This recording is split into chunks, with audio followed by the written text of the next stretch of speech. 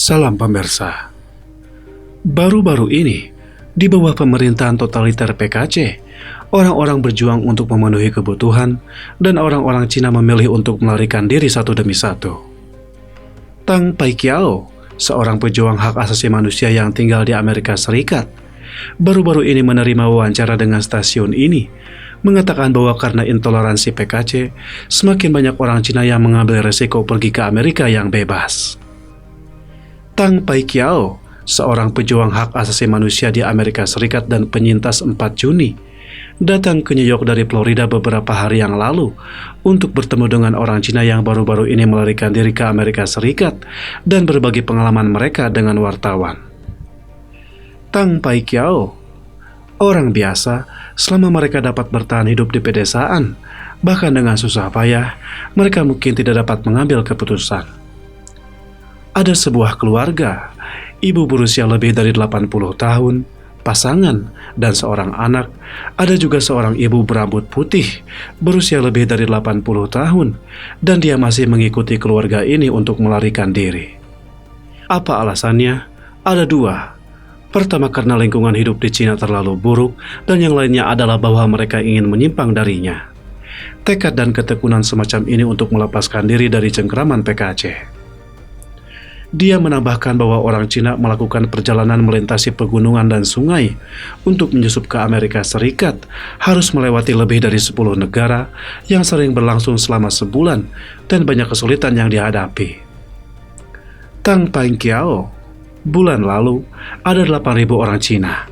Melewati jalan ini, mereka harus melewati Honduras, Moldova, Normoda, dan Turki. Lagi pula, pada dasarnya mereka harus melewati selusin negara. Akhirnya dari Meksiko, dari titik paling selatan hingga titik paling utara, menghadapi segala macam cobaan dan kesengsaraan. Tang Paiqiao menunjukkan mengapa orang Cina melarikan diri setelah semua jenis kesulitan, karena mereka tidak tahan dengan rejim PKC. Tang Paiqiao, seorang aktivis hak asasi manusia di Amerika Serikat dan penyintas 4 Juni, jika dia tidak memiliki keyakinan yang kuat, dia tidak akan pergi karena alasan ekonomi dan perbaikan lingkungan hidup. Dia punya dua alasan. Satu itu adalah penindasan ekonomi, dan yang lainnya adalah dia tidak tahan dengan PKC. Bahkan jika saya pergi ke Amerika Serikat untuk hidup 1 hari dan hari berikutnya, saya akan beristirahat dengan damai di Amerika Serikat, dan saya terlepas dari cengkeraman PKC.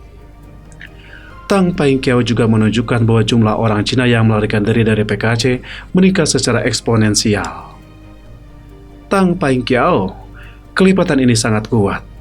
Dulu hanya ada beberapa orang atau puluhan orang, tapi sekarang sudah menjadi puluhan ribu orang.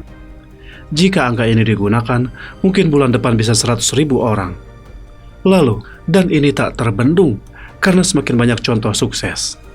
Saya benar-benar mengagumi orang-orang yang keluar dari air dan mereka yang melarikan diri.